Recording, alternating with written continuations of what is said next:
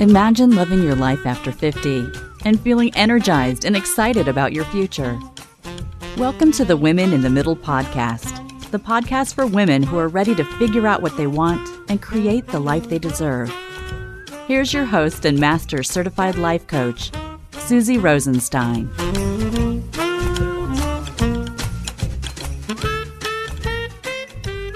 Hey there, welcome back to the podcast, Women in the Middle. I'm your host, Susie Rosenstein, and I'm so glad to be here with you again for this week's episode, which is about the whole empty nest thing, but with a bit of a different take on things. Let me explain. As you know, this podcast is all about what it's like to be in the middle of aging, menopause, long-term career, aging parents, and empty nest. Common midlife-related topics, I think you would agree. And we love talking about our almost empty nests and our empty nests, right? What it's like waiting for college acceptances, what it's like to the lead up when the kids are moving out, what it's like when they actually leave, how to negotiate relationships when they come and go, what it's like when they come back. Today, however, I thought it would be fun to shake things up a bit and tackle some of these issues from a different perspective. Instead of looking at the whole empty nest thing from the outside in, we're going to take a look from the inside out. Today, we're going in, deep inside the mind of someone who knows what it's like to be 21, someone who left the nest, someone who lives away at university, someone who's on the brink of making a big transition himself as he heads into fourth year. Today, I'm excited to introduce you to one of my own, my middle son, Alex, who is going to give us an inside look into what it's like to be a kid who left the nest. Alex, thank you so much for joining me in the Cedar Closet today on the Women in the Middle podcast. Hi, Mommy. Woo! How much fun are we having when my kid is home? Oh, my God. Okay, Alex, first, thank you so much for agreeing to do this. I really appreciate it. Tell us a little bit about what's going on in your life right now, where you go to school and what you're studying, what your program looks like. What is going on in your world? I'm in a program called Knowledge Integration at the University of Waterloo. It's an interdisciplinary program that focuses on collaboration and design and communication, a lot of group work and team skills. I've recently developed an interest in psychology, and I'm going to double major, and I'm excited to see where this new interest will lead me. And I would just add that University of Waterloo is about an hour and a half or so from our home. So, it's not too hard to go back and forth, but it's enough of a pain that we probably see each other, I guess, every 4 to 6 weeks or so. I would say that's about right, right? Right. Okay, so you lived in res. Now we call it that. You lived in a dorm. I know for our American women in the middle out there, I think they use the word dorm more than res, but you lived in res the first year, and then you had to decide where to live second year. What did you decide to do? Now, of course, I know what you decided to do, but what did you decide to do? And if you could just tell us a little bit about what that decision was like and how you made it. I wanted to live with friends that I wasn't too friendly with because I don't want to ruin friendships. I wanted to really just live with people who I know would be good roommates, so it was interesting to make that distinction. I wanted to have space that was my own because this would be the first time in my life where I didn't have a roommate or parents in the house. So space to call my own, and I wanted to have a decent kitchen and a walking distance from campus. Walking distance from campus is critical, especially when it's so freaking cold. Yeah, it's pretty nippy out there.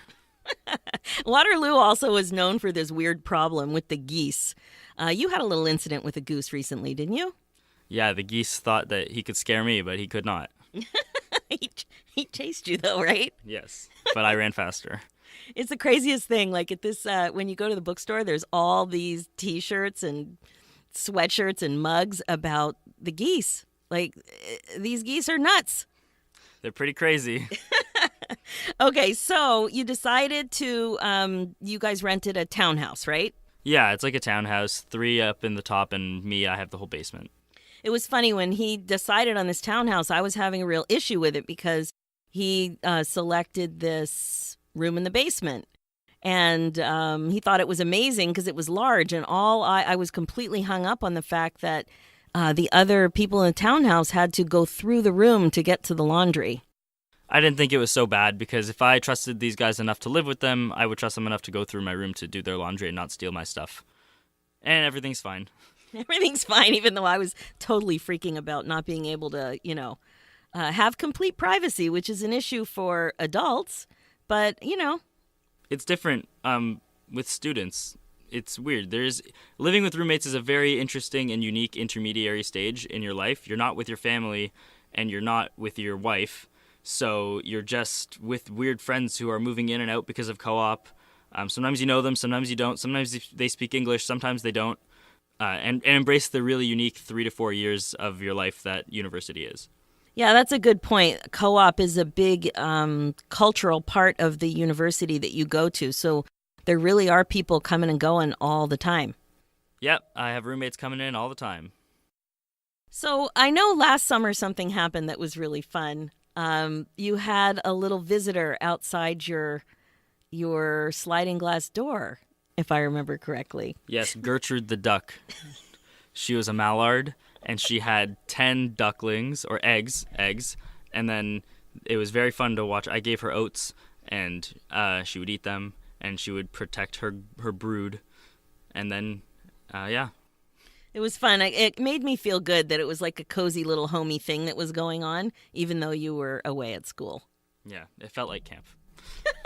That's one thing I wanted to ask you about. Now, you and your brothers have been away at camp for, I guess it's been about 10 years. So you did have that transition period where you were always away. Well, not always, but away enough for a long period of time for 2 months. How was that the same and different from finally going away to university? It taught you a lot of skills about just like responsibility. At camp, every day you had to clean up something. There was like a chore wheel, and every day you'd have to do it. But at home, I never really had to do it so much. But here you really had to, or at camp, you had to learn how to make your bed. You had to wash the bathroom floor. You had to do all this stuff. And then during the school year, it wasn't so applicable. But when you move away to university and it's like you're the only one responsible for your space, it's kind of a wake-up call. It throws you back to those cleanup periods at camp, and you say, oh, well, there's actually 18 things that have to get done if you want to have a clean space that you want to spend your time in. Especially if that is a shared space, there's a shared responsibility for it. However, your roommates don't always go to camp, and they don't understand that this rule of a shared space, shared responsibility is necessary to be enforced, or it's required that it's enforced so that everyone has a clean space to live in. So that can be frustrating when some people pull their weight and some people don't, and you don't have a clean space to cook your food in. So it was frustrating, but it's a big learning experience for yourself and hopefully for your roommates that ultimately, eventually, when you get your own space, you can treat it how you want it to be treated. And if you want it to be clean, it's completely up to you, and no one's going to do it for you. Yeah, I was just cringing as you were remembering that you guys didn't have a ton of house chores. Most of the chores that you had around here were outside stuff. And you were pretty lucky that you didn't have to do your own laundry until you left, and you didn't have to clean the bathroom. And I always was worried about that because I was worried that, you would feel privileged and wouldn't know how to do that stuff. So it does warm my heart that you are a guy, that you're noticing cleanliness, that you're appreciating cleanliness. And it's something that is frustrating when you, don't have a nice space to live in. Well, yeah, I didn't have the realization until I went to university. So it was definitely like a stark contrast, and I noticed it and I learned it for myself. Yeah, that's very interesting. My son appreciates cleanliness, making me very happy. So one of the things that I always hope for, and I know a lot of other women in the middle hope that, I know you guys are happy, like Alex is one of 3 boys. I know you guys are happy to get away and to have some independence, but, as parents, we're still paying for quite a lot. So we're very well aware that you guys have independence in quotes. So you feel independent, but you really don't have that financial responsibility yet. How does that play out the way you think about independence? It's very fun to be able to do what you want when you want for the first time in your life. You set your own bedtime, and if you have a class in the morning and you're tired, that sucks. You're tired. And then you quickly learn for yourself what a reasonable bedtime is. And you quickly learn for yourself what things you want to do in your spare time when your parents aren't enrolling you in swimming and gymnastics and whatever. You start thinking about things that interest you, not because it's related to school, but because like you have all this time to kill and you're going to do what interests you naturally. So I find that you really will fall into the things that you're interested in when you have the time to do it. So I find that this independence allows me to just be interested in what I want to be interested in naturally and not have anything forced on me. And with time, I will find what interests me on its own. That's pretty cool. So you did study gymnastics since you were 3, and then you kind of fell into cheerleading when you got to school. Yeah, cheerleading is really cool. It's definitely an applied version of gymnastics, and it's nice that it's collaborative and cooperative, and it's something social and physical, and it's not related to school, but it's with your school friends. A lot of good things about cheerleading. And what about music? Because you're a drummer, and it's funny, one of the things I was kind of looking forward to when you finally left was that there wouldn't be a lot of drumming, because any other moms out there know that as much as we love that you love music, having a drummer in the house, oh man, moms who have drummers as sons deserve major gold stars. And so it's like a knife going through your head sometimes. It's just so loud. We're like in the Brady Bunch house. I've described it to you listeners a few times, and there aren't walls, nothing's soundproof. The stairs have, those see-through stairs, and the noise just travels. And although you are an amazing drummer, I know you take it quite seriously, and you're a serious musician. When you left, it was very quiet, and I have to admit, I missed it. What? I did. I know. I knew that you'd be surprised by that. Yeah, I really did. Because when you're drumming, like I do have to adjust what I'm doing when you are drumming, but I just know you're so happy. So how did you accommodate your music when you're away? I purchased an electronic drum set and this acoustic wooden box called a cajon, which is not a drum set, it's a box. But if you can hit it in the right spaces, it has high notes and low notes, and you can get kind of like a drum set feel. And the electronic drum set has the sounds of a drum set, but not the feel of a drum set. So I get to do whichever I want with whatever crowd I'm playing with, and that's what I do. I don't play with the school band because they're really bad, but I do play with my friends who are really good. So it's fun to go just jam with them and play and just have an artistic outlet. Very important. So you've covered off artistic outlet and physical outlet with cheerleading and drums. Yeah, it's a nice balance. That's great. That's the kind of thing that makes us moms really happy. Yes.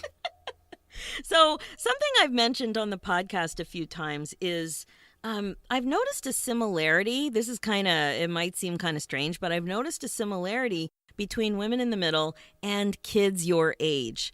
The main thing is that for many of us, women in the middle, like midlife gals, the last time we really thought about what we wanted in life, what direction we wanted to go, we were your age. So you're 21. So that was the last time I really thought about this sort of thing in my early 20s.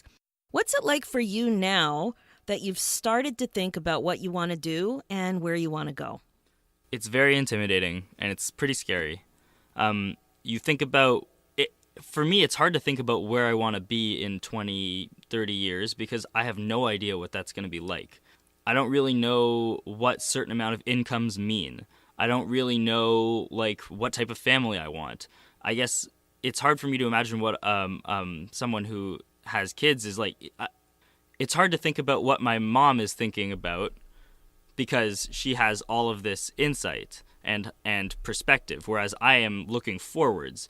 So it's hard to think about what I want my family to be like, and what type of job and future that would require. So it's intimidating to think about what I want to do, but what's very exciting is to think about what I want to do, right? What do I want to do that will inspire me every single day to get up and do a good job and go to bed and be fulfilled? So it's interesting whatever perspective you want to take on it, but when you frame it the second way, it's a much more positive and exhilarating opportunity, whereas if you frame it the first way, then it's daunting and intimidating and something you don't really want to think about and Oh, embrace. yeah. I'm so glad you mentioned that. So, mindset is something we talk about all the time.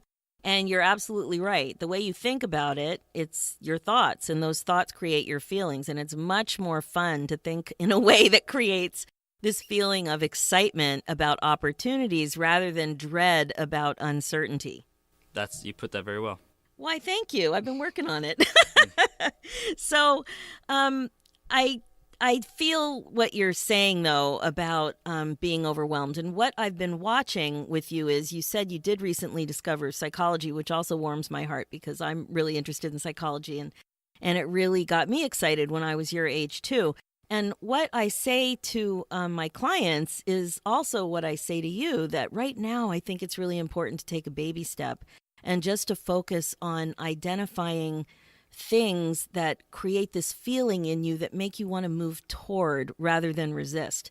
So if you're a little bit intrigued by something you're discovering in psychology or by a professor who, I don't know, you find bright and intriguing, then move toward that. Ask more questions. Take a baby step. You don't have to have it all worked out, because the one thing that we know for sure at our age is that you can't. It's impossible.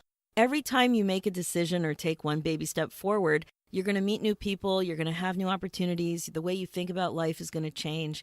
So it's impossible to anticipate that many steps down the road, but you can definitely be more mindful and intentional about the next step. Does that make any sense? That makes a lot of sense, and that's a really insightful way to put it, and it's a very digestible piece of information. Just take it one step at a time. And it sounds cheesy, but it's really the only way that you can make any decisions, because life's going to throw you curveballs, and you have to just take them in stride.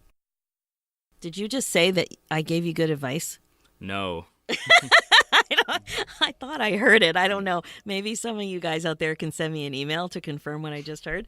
Okay, so I think we would all agree that transition can be difficult. And what we experience at our age, these milestone birthdays, turning 50, the whole thing, like transitions can definitely be difficult. And it's really hard to go forward when you really don't know what you want with no guarantees. So that's what you just confirmed. I totally hear you. Now, like so many kids your age, like I said, you're on your own, but you're really not on your own, because we do still support you. But you really are on your own in many ways. So you are making daily decisions. And what would you say the thing is that you love the most about being on your own? I like making a routine. I have the most flexibility with my routine that I've ever had in my life. I like to wake up, make breakfast, make a coffee, go to the gym, go to the library, go to class, and then see my friends. So like, it's really fun to prioritize what's important, and then end with something nice, so something social at the end.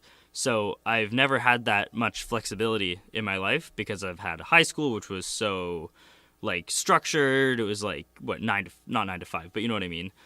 Whereas these classes there's more space between them. You can pick a schedule that accommodates your lifestyle, the lifestyle that you want to live. And I think that is interesting, because when you get to pick your course schedule, it's kind of like picking your job hours. You get to plan your life around it, and you get to do certain things that you wouldn't have had the opportunity to do before. So if you choose to work nights in real life, then that's a very different lifestyle than someone who's working 9 to 5. So when you get to pick your courses, it's interesting that you get to try out these different lifestyles, because some work really well for some people and some work really well for other people. I do not understand how someone could stay up all night and do homework, but some people really thrive like that. So it's interesting to not be boxed in like that and have the opportunity to study and express yourself how you want to. Oh, that's a really good point. I remember when I first went to the University of Guelph, I had a job as an RA, a Don, and I had to do these rounds at 2 a.m, and I was never up at 2 a.m. I remember thinking, what is going on around here? So many people are up. I was just shocked at what was going on in the middle of the night. Yeah, that's crazy. So I'm asleep. Yeah, you're such a good boy. So tell me, please, what is it that you actually miss about being home? I miss the cooking, and I miss the cleanliness in other spaces that are not my own. I hear you loud and clear. Yeah. Yeah, but the one really specific thing is the actual standard of cleanliness in the kitchen specifically. The kitchen is like the most used space in every house and is often the most dirty and most chaotic. So to have someone who really cracks the whip on the cleanliness in the kitchen is really nice. And at school, there isn't that person. And it makes a big difference because that's a space you want to enjoy being in because it's where all these lovely foods come from and it's where you want to socialize with your friends. And when it's gross, you don't want to be there. So that's one big thing. Yeah, that's a good point. Now, what do you think's going on at home when you guys aren't here? What do you imagine our life to be like? Very quiet.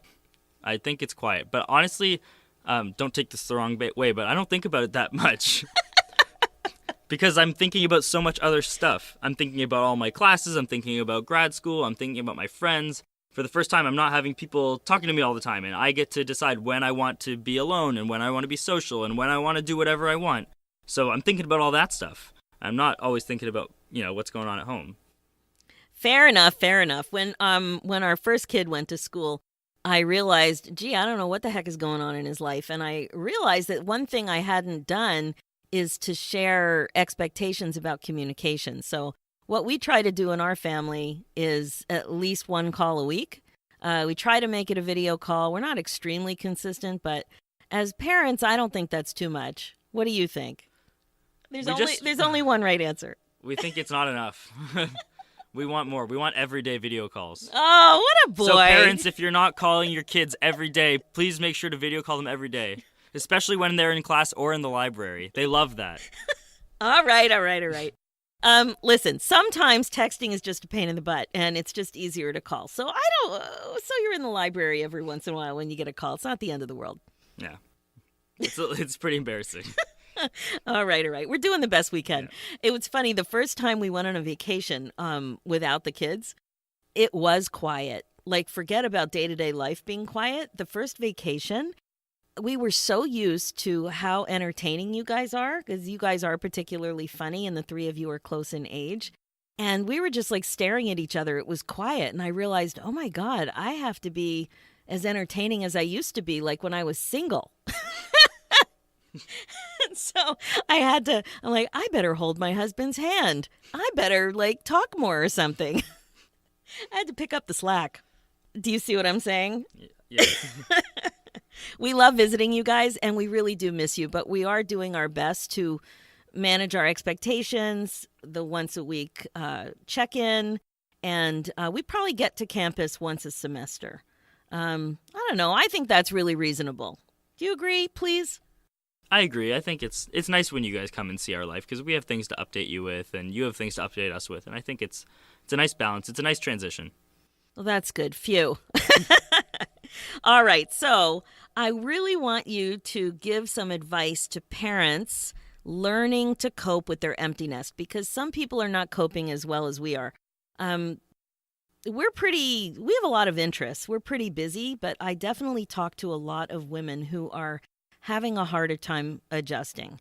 What advice would you give from your perspective, knowing that we love you like crazy and, we're doing the best we can to balance it all and support you the best we can? Okay. I'm going to assume that most kids are very excited to leave home, not because they don't love all the support they get from their parents, but because independence is amazing. So if you parents can ensure that your kids are transitioning well into this pseudo-independence, that's pretty much the most I can say to help you cope. These kids are really excited and loving it, and if you can live vicariously through your kids' excitement, that's one excellent way to cope, I hope. And not to stifle them too much, right? These kids are really excited to breathe and enjoy and just express themselves in unique and creative ways. So if you can facilitate that excitement and as much as possible, I think that would be the best way to ensure your kids are having the most enjoyable time that you're providing them or helping them provide them, and hopefully give you the best experience as well. Yeah, that's good advice. One thing we've tried to do is negotiate. We really did have a very candid talk about it, that we wanted to make sure that we had Christmas vacations together because, with kids this age, it's really the only time that's pretty much guaranteed that we can be together. In the summer, there's job responsibilities and last-minute decisions to go back to school or not and to travel for a cool job and all kinds of things. But it is pretty reliable to plan a Christmas vacation over that 1 week. What's your take on that? We really value it. I think it's totally reasonable. Your friends are still going to be there when you get back. That's it. It's totally reasonable to ask. Fantastic. So, Alex, thank you so much. It's been really, really good to have your insights and your take on the whole empty nest thing. And we have our dog barking in the background. I hope it's not too distracting. But this whole empty nest topic from the inside out, from your perspective, is really interesting. As women in the middle, we thank you for your patience with us collectively. As you know, we're your biggest fans. I'm your biggest fan. And, we love you little chickadees like nothing else. We just do. We can't help it. So that's it for this episode. If you like what you've heard, just head over to the Women in the Middle podcast on iTunes and Spotify and leave me a review. This is such a great way to help other women in the middle know there's such good stuff going on in this podcast. Also, check out the show notes with more information and links at www.susierosenstein.com. Let's do this, ladies, one empty nest at a time. We are in this together. Thanks so much for listening.